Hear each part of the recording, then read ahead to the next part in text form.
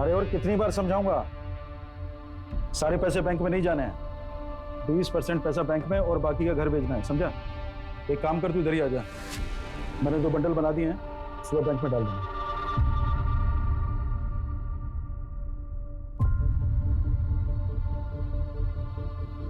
Sir, खाने का कुछ ऑर्डर है आपका? क्योंकि 5 मिनट में किचन क्लोज हो रहा है। मैं किसी का वेट कर रहा था। ड्रिंक्स तो मिलेगा ना? हाँ सर, वो मिलेगा। अच्छा, तुम्हारी बेटी की किडनी का ऑपरेशन होना था, क्या हुआ उसका? अभी नहीं हुआ सर, थोड़ा सा पैसे कम पड़ रहे हैं। कितने कम पड़ रहे? सर वो ऑपरेशन के लिए 50,000 रुपये कम पड़ रहे हैं। मैं 50,000 अभी भेजता हूँ, सबसे पहले ऑपरेशन कराओ, ठीक है? और जरूरत पड़ेगी तो मांग लेना। नंबर बोलो। सर 8034। चेक करना पैसे आए।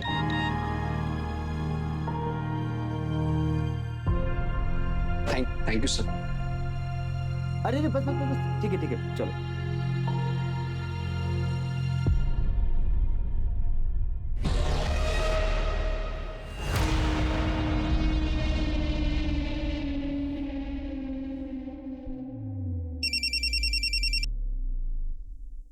हेलो, बिजी हैं आप?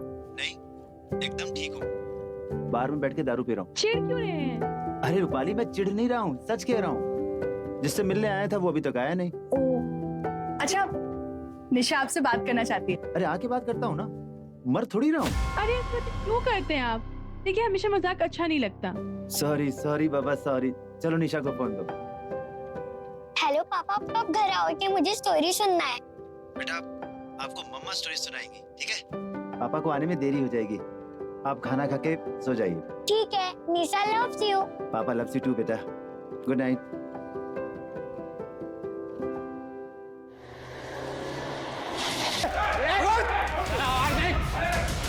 क्या रे? तेरे को समझाया तो तेरे को समझ में नहीं आया? तेरे को रोका खोखली धमकी दे रहा हूं मैं।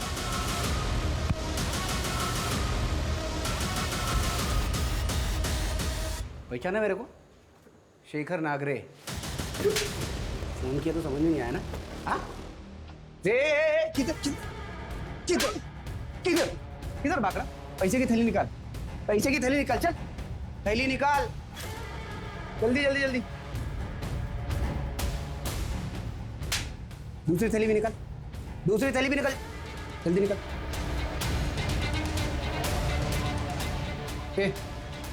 इसका बैग भी उठाओ। नहीं, मेरे पास कुछ नहीं है। कस्टमर से पैसा मत लो, मैं दे रहा हूँ ना पैसा। मेरे को आना पड़ा ना इधर, जुर्माना, पैसा डबल। कस्टमर सेटिस्फेक्शन के बारे में तेरे को पहला सोचना मांगता था, लेट हो गया रे तू।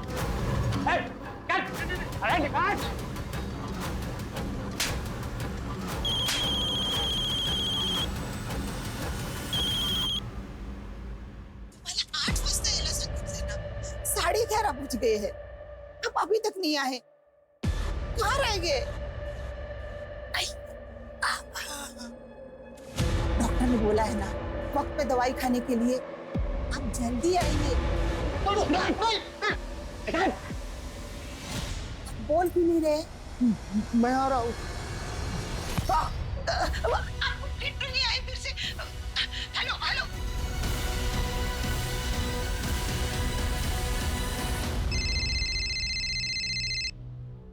हेलो, क्या? कौन से बार में?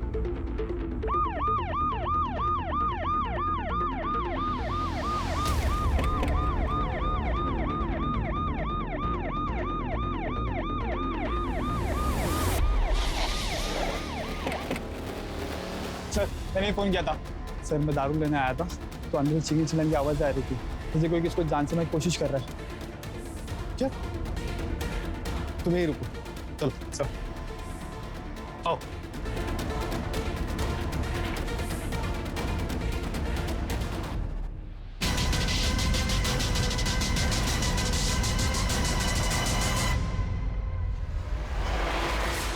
अरे सर, अभी ये जिंदा है। हॉस्पिटल पहुंचो, कदम।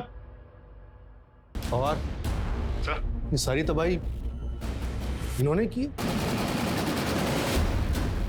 कैसे?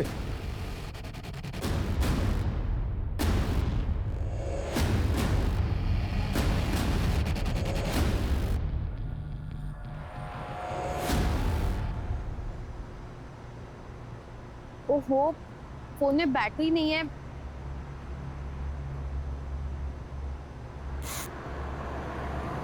कैश भी नहीं है। लिफ्ट ले लेती हूँ। Left left left left. नहीं नहीं। कौन हो आप लोग? कौन हो आप लोग? मुझे यहाँ क्यों लेके आए हो? मुझे जाने दो। मैंने क्या किया है?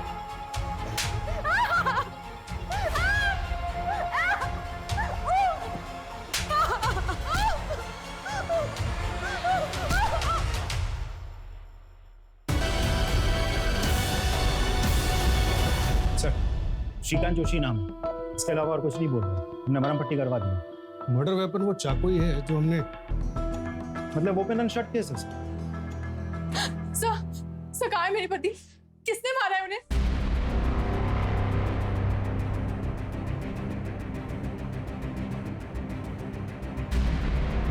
क्या आप बता सकते हैं कि आपके पति इस बार में इतने पैसों के साथ क्या कर रहे थे?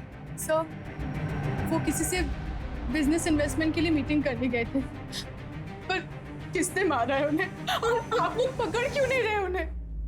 देखिए, फिलहाल हमारी कस्टडी में एक सस्पेक्ट है, लेकिन इन्वेस्टिगेशन के बाद ही हम बता सकते हैं कि वो इस सब में शामिल है या नहीं। थोड़े बुजुर्ग हैं, लेकिन उनके हाथ में मर्डर वेपन है। सर, बुजुर्ग है? सर उसी ने मारा होगा विवेक को, क्योंकि विवेक को किसी बुजुर्ग ने कॉल किया था। लड़ाई भी होनी थी विवेक से उसकी। ये तो मेरी शराफत है कि डील फाइनल होने के बाद भी आपके एज और एक्सपीरियंस का लिहाज करके मैंने 20 की जगह 30% दिया आपको, और अब आप 40% की मांग कर रहे हैं। नहीं, 70% से कम में मैं नहीं रुक सकता हूँ। ऐसा करते हैं, आज मिलते हैं और सब कुछ फाइनल कर लेते हैं। ये रोज रोज का किस मुझे नहीं चाहिए।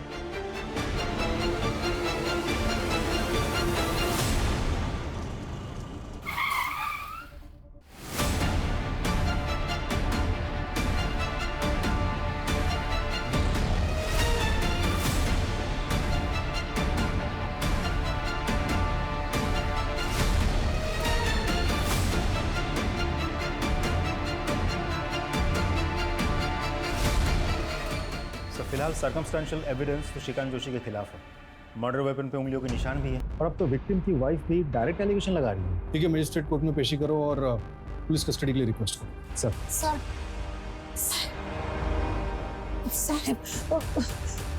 मेरे पति श्रीकांत उन्हें यहाँ क्यों लाए हैं? एक बार में मर्डर हुआ, उनके हाथ में मर्डर वेपन मिला है, प्राइम सस्पेक्ट है मोहम्मद। साहब, आप लोग कुछ भी बोल रहे हैं। उनकी उम्र तो देखो। आपको कुछ गलत फहमी हुई है।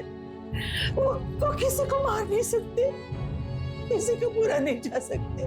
साहब, मुझे मेरे पति को मिलना है।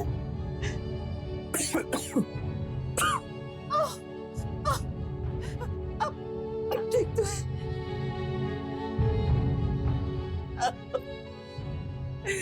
ये क्या हो गया? अब चिंता मत करिए,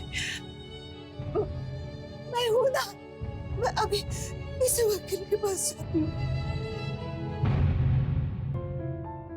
तुमने कुछ खाया? दवा टाइम पे ले लो।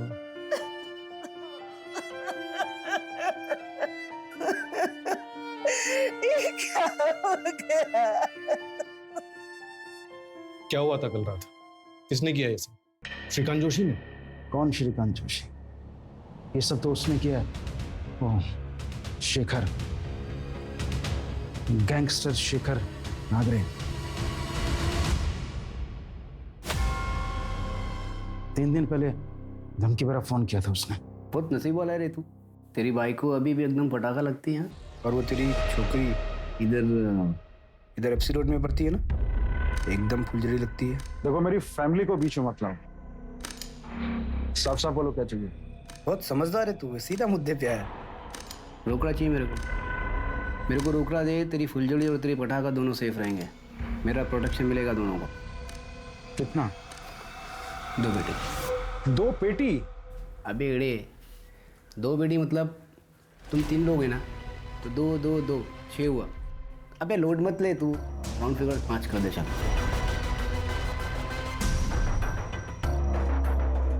क्या रे रमन, तेरे को लगा खोपड़ी धमकी दे रहे मैं तेरे को? चल दोनों थैली निकाल पैसे की। ऐसा क्या कर रहा है? 20 पेटी उठाने में तेरे बाइकों के कमर लग जाएंगी, मोच आएगा उसको, उसका बोझ हल्का करो पागल। निकल थैली निकल।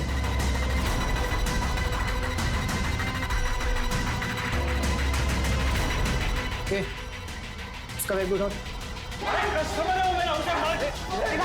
इधर भाग रहा है।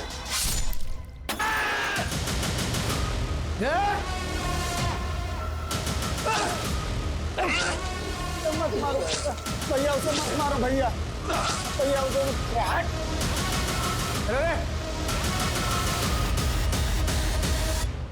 मुझे बचा लो अंकल।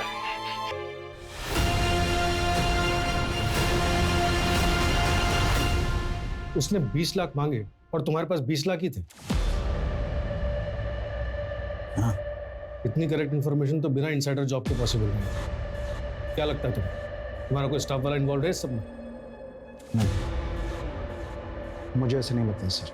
मेरा सारा स्टाफ बहुत लॉयल है मेरे साथ, सालों से काम कर रहा है। खरे, जैसे में विवेक की लाश मिली थी ठीक वैसे लेट जाओ सर।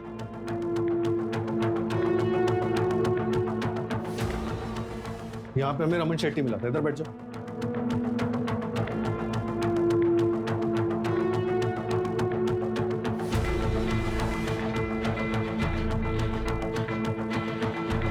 रमन शेट्टी का लाइन ऑफ विजन क्लियर नहीं है, वो नहीं देख पाया होगा क्या हुआ। सर मुझे तो लगता है ये सब कुछ श्रीकांत जोशी ने किया होगा, क्योंकि रमन शेट्टी इंजर्ड था, ठीक से समझ नहीं पाया होगा। चलो मान लिया रमन ठीक से समझ नहीं पाया, लेकिन पवार, श्रीकांत जोशी की उम्र देखो, उसकी हालत देखो, तुम्हें लगता है उसने किया होगा? जैसा आपको लग रहा है कि वो बूढ़े आदमी हैं, बुजुर्ग हैं, इस एज में इतना सब कुछ कैसे कर पाएंगे, एग्जैक्टली उसी थॉट प्रोसेस से रमन शेट्टी ने भी क्राइम सीन को जज किया होगा। और वैसे भी गैंगस्टर्स तो पहुंच गए थे, तो श्रीकांत जोशी को मदद मिल गई थी। एक मिनट, सीमा इधर, यहाँ वो वेटर अतुल मिला था, इधर बैठो। अतुल का विजन क्लियर, उसने देखा होगा क्या हुआ, उसे होश आया? अभी तक तो नहीं सर। ये 20 रैंडम नंबर्स है जिनसे शेट्टी को कॉल्स आते थे। एक और बात सर, बार के बाहर जो सीसीटीवी कैमरा है, उस कैमरे के फुटेज में ये गाड़ी कैद हुई है सर। ये गाड़ी तो मिल नहीं पाएगी, जाहिर सी बात है, नंबर फेक होगा। राइट सर, नंबर फेक है। तो फिर ये नंबर ट्रैक करो, पता करो कि गैंगस्टर कौन से नंबर से कॉल करते हैं। जी सर।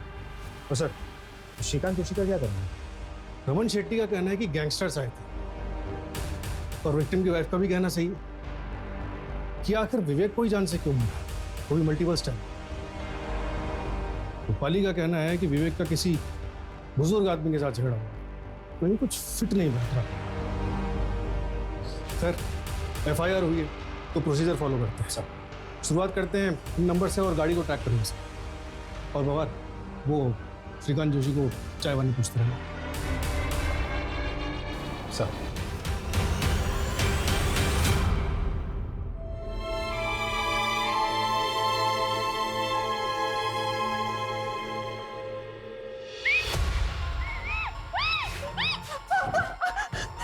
कौन हो आप लोग? कौन हो आप लोग? प्लीज मुझे जाने दो यहाँ से।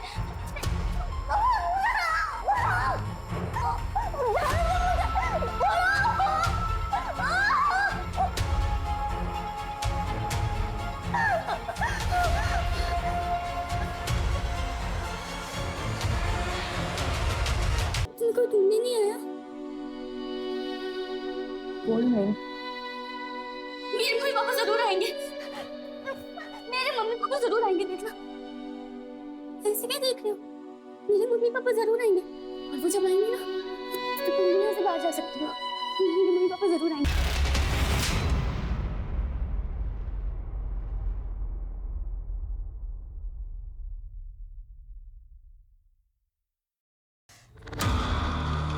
शमिता, शमिता,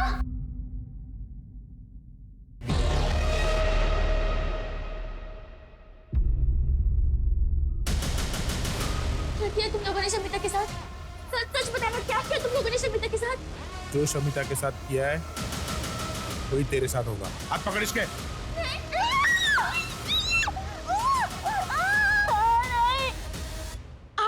आमची गलती हुई है। माझा नवरा असं नाही करू शकत, वो इस हालत में है ही नहीं।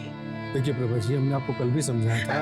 साहब, मैं उनकी मेडिकल फाइल लेके आई हूँ, वो मेंटली ठीक नहीं है, उनकी ट्रीटमेंट शुरू है।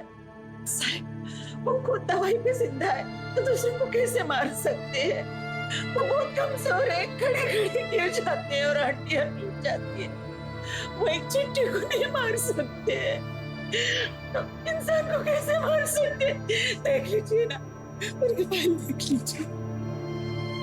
साहेब, माझ्या नवऱ्याने काही नाही हो केलंय, खरंच सांगते काही नाही केलं त्यांनी। माझ्या नवऱ्यासाठी जेवण और दवाई लेके आई हूँ, प्लीज देने दीजिए उनको। अच्छा शांत हो जाइए। सीमा, मेरा मिलवा दो।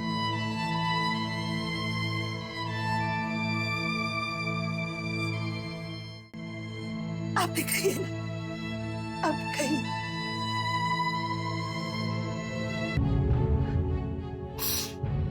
मैंने कुछ नहीं किया,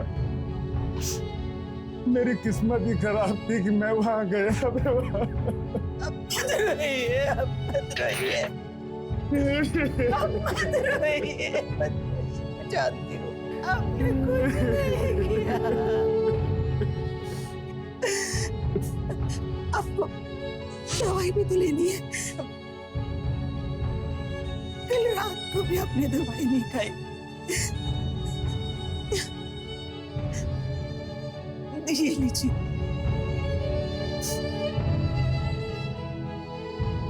दवाई लीजिए।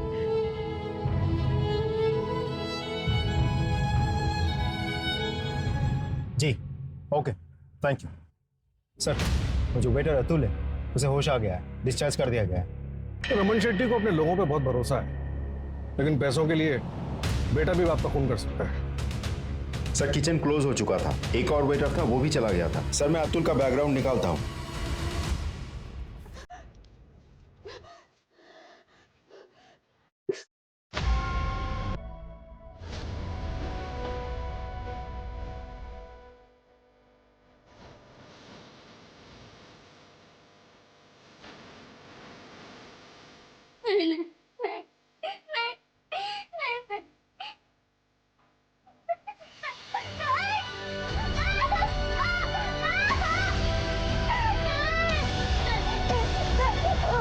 गैंगस्टर शेखर नागरे आखिर है कौन? पता नहीं सर, मैंने भी ये नाम पहले कभी नहीं सुना। न्यू एंट्री होगा। न्यू एंट्री है तो उसकी फास्ट एग्जिट कराते हैं। पता करो इसके बारे में, और एरिया के जितने भी हिस्ट्री शेकर और गैंगस्टर्स हैं सबको राउंड अप। राइट। चल बता, कैसे प्लान किया ये सब? पूरे स्टाफ में एक तू ही है जिसे सबसे ज्यादा पैसों की जरूरत थी। सर आप कैसी बात कर रहे हैं सर? ये बात सच है कि मुझे मेरी बेटी के ऑपरेशन के लिए पैसे की जरूरत थी। शेट्टी सर ने मेरी कुछ मदद कर दी थी। 50,000 की और जरूरत थी तो विवेक सर ने मेरे अकाउंट में उस रात डाल दिए थे। आप हो सके तो मेरे अकाउंट में चेक कर लीजिए सर, मैं सच बोल रहा हूँ सर। तो फिर एक सच और बता, क्या हुआ था उसका? क्या वो बुजुर्ग आदमी श्रीकांत जोशी ने विवेक को चाकू मारा था? बुजुर्ग आदमी? हाँ सर, एक कस्टमर था सर। सर उसको तो खुद गैंगस्टर लोगों ने पीट दिया था।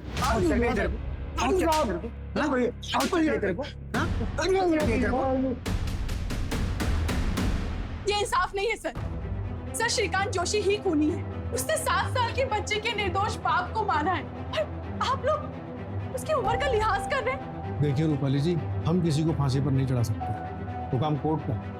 हमारा काम है कोर्ट को सबूत देना। सबूत? जिस चाकू से उसने मेरे पति को मारा है वो उसके हाथ में मिला है आपको, और क्या सबूत चाहिए आपको? सर 24 घंटे से ज्यादा हो गया है। अगर आप लोग कुछ नहीं कर सकते ना तो उसे मुझे दे दीजिए, मैं इंसाफ कर दूंगी और फिर आप लोग मुझे अरेस्ट कर लीजिएगा। देखिए हम आपकी सिचुएशन समझ रहे हैं। नहीं सर, आप नहीं समझ रहे हैं। क्या आप जानती हैं आपके पति वहाँ बाहर में क्या करने गए थे? सर मैंने पहले भी बताया आपको, वो कई बिजनेस में इन्वेस्टर हैं और उस आदमी से किसी बिजनेस मीटिंग के लिए गए थे। कितना कैश लेकर गए थे? पवार, वो विवेक के पार्टनर के बारे में कोई अपडेट? सर कंफर्म तो कुछ पता नहीं चला, लेकिन कॉल डिटेल से एक नंबर मिला। मिक्की सिंह का है, दिल्ली से, और हमारी इन्फॉर्मेशन के मुताबिक इस मिक्की सिंह की एज है अराउंड 67 ईयर्स, और उन्हें बहुत अच्छे से पता था कि विवेक कैश लेके उनसे मिलने आ रहा है। वो भी पूरे 15 लाख। जैसे कि रूपाली ने बताया था। मतलब रमन शेट्टी के 20 और ये 15, यानी क्रिमिनल्स पूरे 35 लाख लेकर भागे क्राइम सीन से। लेकिन सर मुझे ये समझ में नहीं आ रहा है कि क्राइम हुआ क्यों। आई मीन टारगेट पे कौन, रमन शेट्टी या विवेक? कुछ तो है जो हमारे सामने नहीं आ रहा।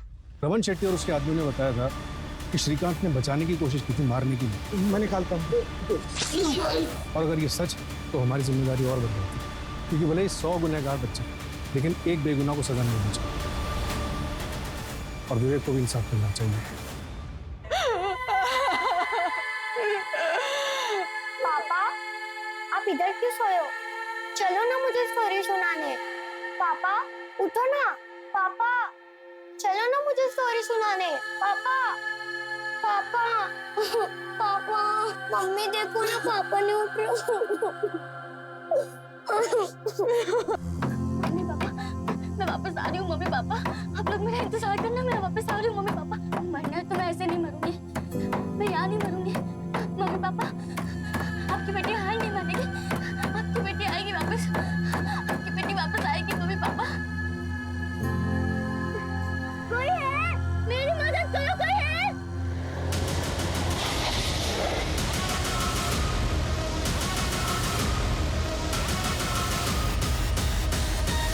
I love you. Love you too. तो आज शाम मिले, तुम्हें देखे बिना कितने दिन हो गए। Okay, I will call. Be ready. I'm always ready. I love you. Love you too. Bye.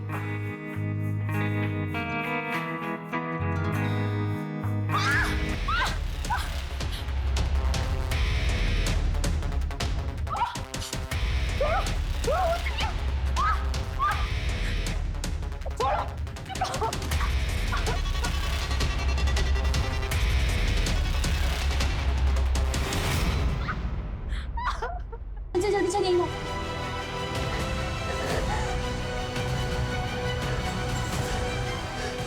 क्या खिचखिच कर रहे हो तुम लोग? तुम जाओ यहाँ से, जाओ यहाँ से, जाओ, तुम अपनी जान बचाओ। मेरी चिंता मत करो, जाओ यहाँ से, जाओ, भागो।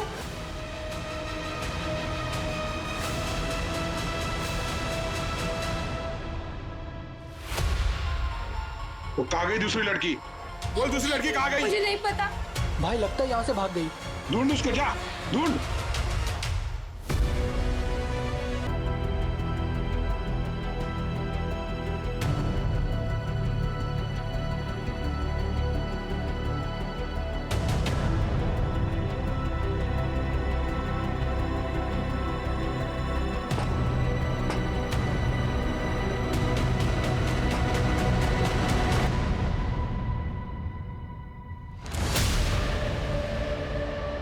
माँ, मैं आ गई माँ, मैं आ गई माँ।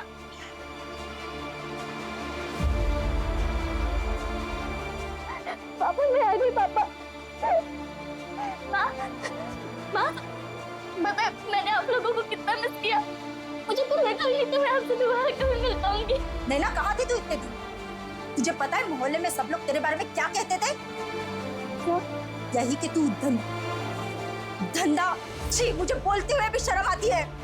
माँ, लोग तो कुछ भी कहेंगे, आपने कैसे मान लिया? पापा, पता है मेरे साथ क्या क्या हुआ?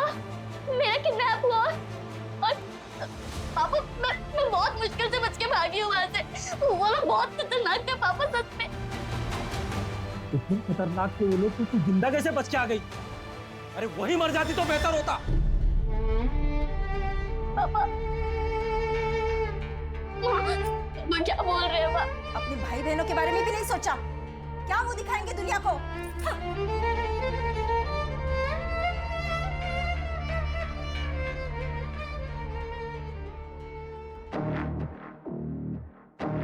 अरे अजीत भाऊ, अजीत भाऊ, कैसे जानता हूँ? क्योंकि पिछले 1 साल से मैं ही उनका ट्रीटमेंट कर रहा हूँ। ये रही उनकी फाइल। श्रीकांत जी मेंटली और फिजिकली बहुत वीक है और डिप्रेशन में भी है। उनकी बोन्स बहुत वीक हो गई हैं, उनकी बॉडी में विटामिन की बहुत कमी है। कोई भी डॉक्टर उन्हें देखकर ये नहीं कह सकता कि इस कंडीशन का पेशेंट कोई क्राइम कर सकता है। फिर भी आपकी तसल्ली के लिए मैं उनका हेल्थ सर्टिफिकेट बना के दे सकता हूँ। रूपाली जी, हमें एफआईआर चेंज करना पड़ा। हम गलत आदमी पे शक कर रहे थे। श्रीकांत जोशी के खिलाफ हमारे पास कोई सबूत नहीं, हमें उन्हें छोड़ना पड़ेगा। तो सर श्रीकांत ने नहीं माना तो किसने माना? फिलहाल हमारा शक गैंगस्टर शेखर नागरे पर है।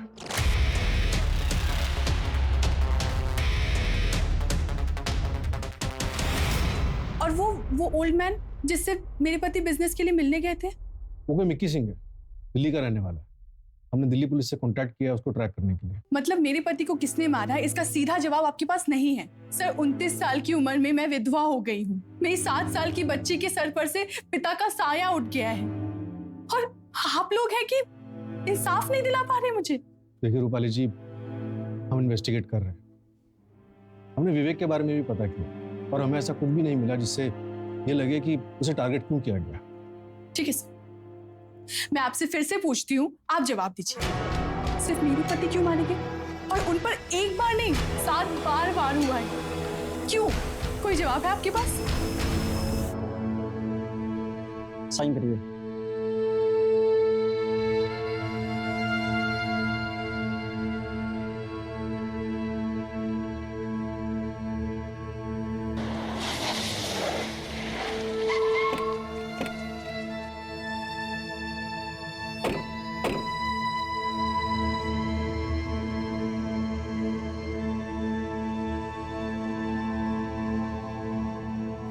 आप लोग रुकिए। मुकेश, इन्हें गाड़ी में घर छोड़ दो। Thank you sir.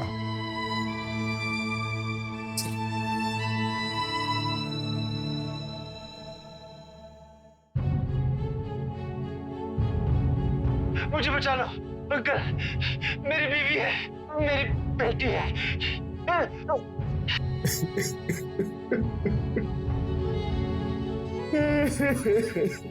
और जो कुछ हुआ उसमें आपकी कोई गलती नहीं है। काश सही समय पे सही कदम उठाया होता तो वह जिंदा।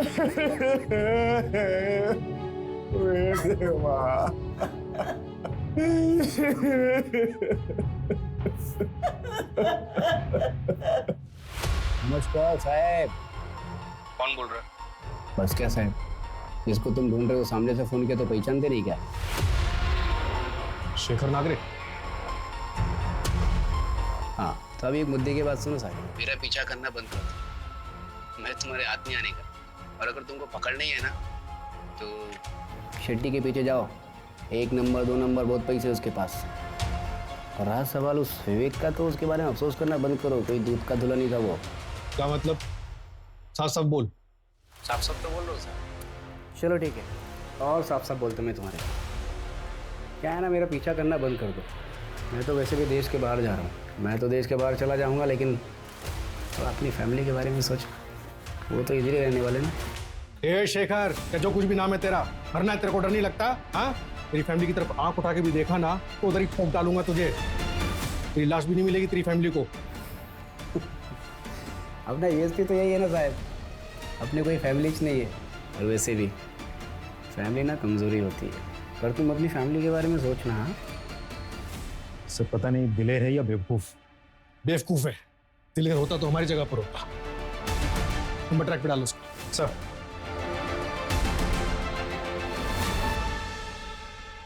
सर शेखर नागरे जो रमन शेट्टी को कॉल किया था वो दुबई से लिंक होके आया है। ट्रैक करना इम्पॉसिबल है। एम्बेसी का कांटेक्ट किया था, समय लगेगा, प्रोसेस बहुत लंबा है।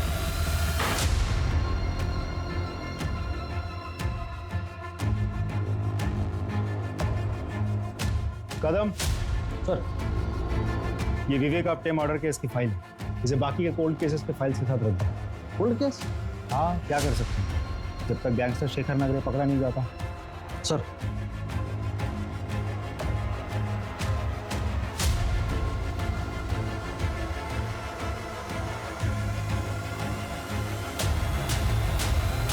ये लीजिए मैडम, विवेक सर के लाइफ इंश्योरेंस का पेमेंट पूरे 1 करोड़ रुपए।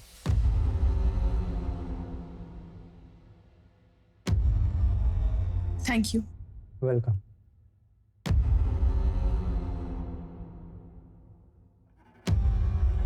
Hello, next week Mumbai shift होना है जी, पैकर से चाहिए। हाँ, कोटेशन भेज दीजिए। मम्मा हम मुंबई क्यों जा रहे हैं? बेटा, मुंबई अच्छी जगह है, बड़ा स्कूल है, तुम्हें अच्छा लगेगा। पर हम तो यहाँ पर पापा के साथ रहते थे ना, मुझे उनकी बहुत याद आएगी। मुझे भी याद आएगी।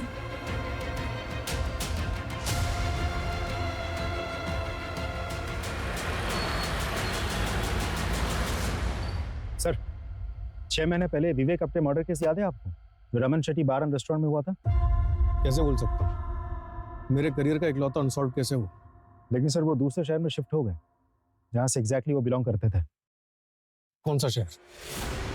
सर मैंने नागपुर में पता किया है, तो सबके बीच कनेक्शन मिला है।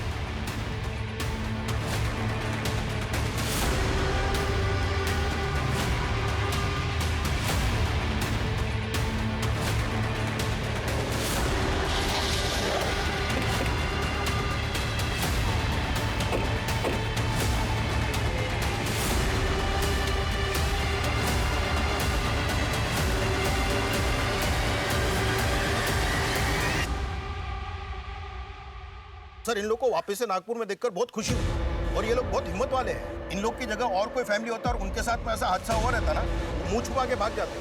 नागपुर में कभी नहीं आते वापस आप। हादसा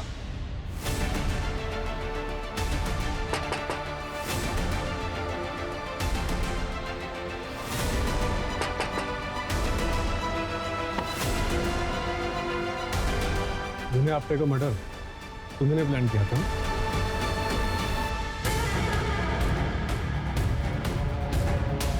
अरे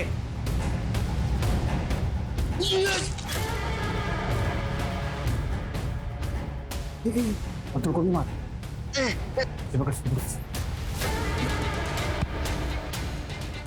चल अभी आ जा, अभी मुझे मार।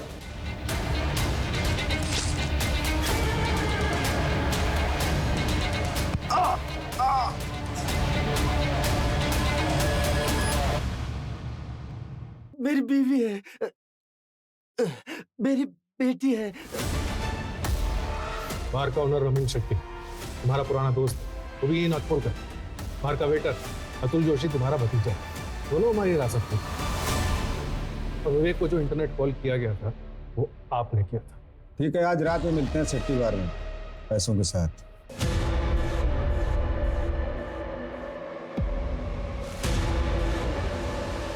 और ये सब आपने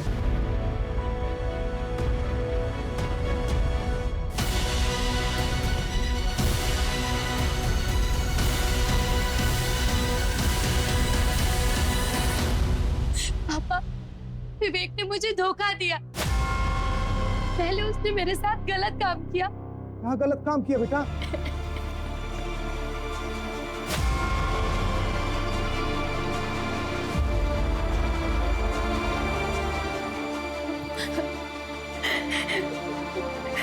देखो कविता, तुम्हारे साथ जो कुछ भी हुआ उससे भूल जाओ। मैं तुमसे बहुत प्यार करता हूँ। जो लोग तुम्हें भी मार डालेंगे, मगर मैं ऐसा होने नहीं दूंगा। शादी करना चाहता हूँ तुमसे। पहले तुमने मुझे अपने प्यार के जाल में फंसाया, फिर तुम धोखे से मुझे यहाँ ले आए, और फिर मेरे साथ जबरदस्ती की, और अब फिर तुम मुझसे शादी की बात कर रहे हो। क्यों करूं मैं तुमसे शादी? ताकि तुम यहाँ से जिंदा बच के जा सको, तुम और तुम्हारे माँ बाप समाज में सर उठा के जी सके।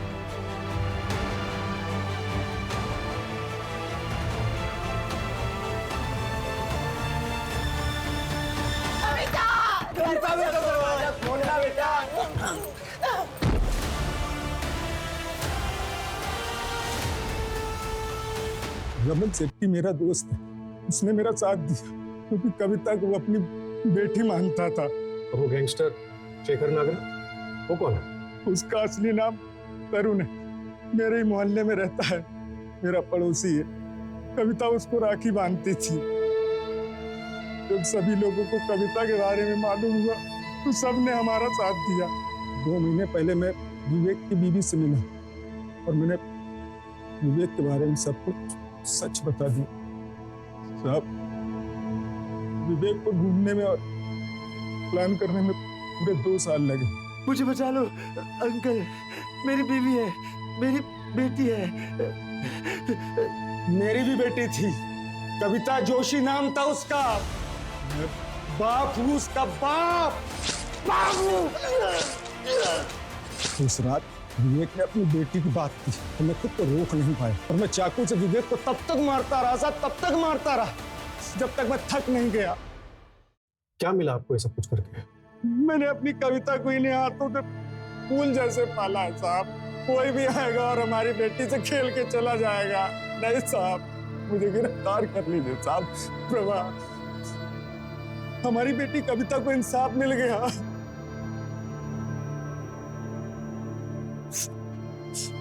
बेटा कविता, मैंने तेरे गुनाहगारों को सजा दे दी। अब तो तू खुश है ना? ये कहानी थी रेप अक्यूज विवेक की, जो मरने के बाद भी समाज की नजरों में विक्टिम बना रहा। ये कहानी थी रेप विक्टिम कविता की, जिसने ना सिर्फ अपने बलात्कारी को माफ किया, बल्कि आंख मूंद कर दोबारा ऐसा फैसला लिया जिसके चलते उसे अपनी जान गंवानी पड़ी। कविता या उस जैसी बाकी लड़कियों के साथ जो हुआ उसे बदला नहीं जा सकता, लेकिन हमने उन्हें इंसाफ दिलाने की मुहिम शुरू कर दी। विवेक और उसके साथी हैबिचुअल सेक्स ऑफेंडर्स थे। कविता या उससे पहले किसी भी लड़की ने अगर विवेक और उसके गिरोह के बारे में पुलिस को बताया होता तो शायद इन क्राइम्स को होने से पहले बचाया जा सकता था। फिलहाल पुलिस विवेक के तीनों साथियों को ढूंढ रही है और तरुण उर्फ शेखर ने जिन 3 लड़कों को हायर किया था रॉबरी के लिए, उन्हें अरेस्ट कर लिया गया है।